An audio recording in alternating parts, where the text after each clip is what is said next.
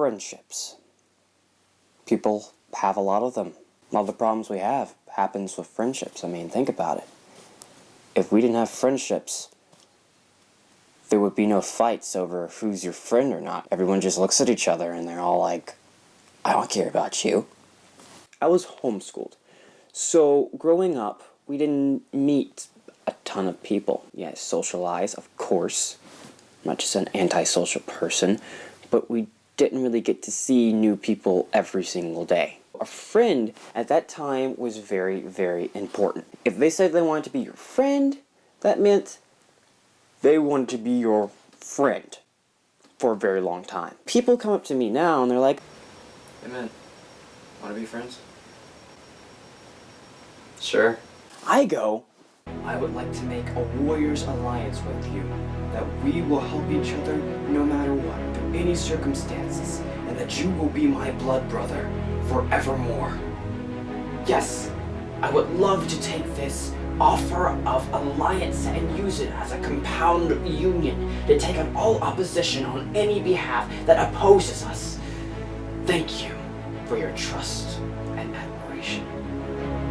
When in reality, all they really mean is, You wanna hang out?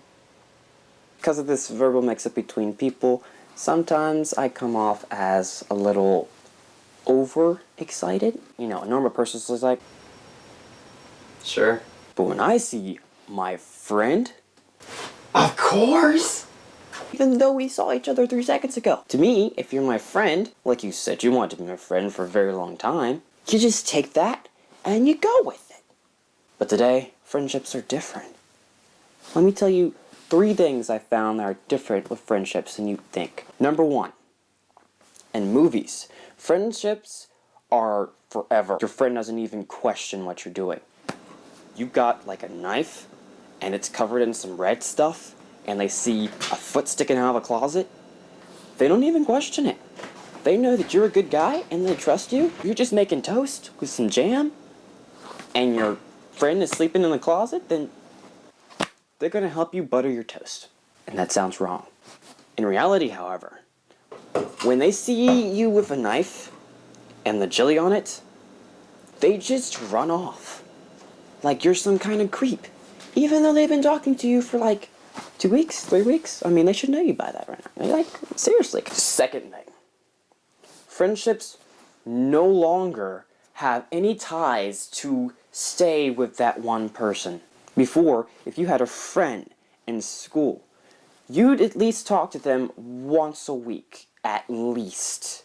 Usually it was you talk to them every single day or every other day. Because they're your friend. You like talking to them. Nowadays, friends will go months without speaking to each other. And then you're sitting there one day in your room and they text you and you're like, hey, what's up? What you doing? You're like, what? I haven't seen you in weeks. But they expect you to go, nothing much. And you're friends. Doesn't make much sense. Number 3. I think this is 3. 1. Number 3. Friendships no longer rely on trust or feelings or emotions. They rely on how you're feeling that day. So let's say, for instance, I'm angry and I have no one else to talk to except for my friend. Hey man, what's up?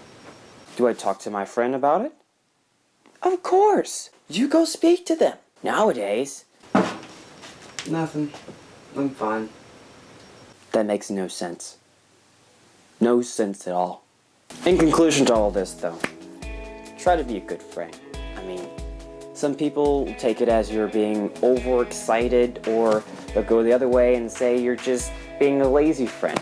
But just find out who you're speaking to, figure out what they like, what kind of friend they want you to be, and if you want to be that friend, hey, be that friend. Be the best friend you can be.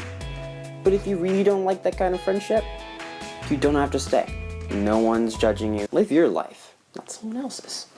And for those who I seemed a little over-exaggerated with and over-hyper, I am so sorry. Please forgive me from the bottom of my heart.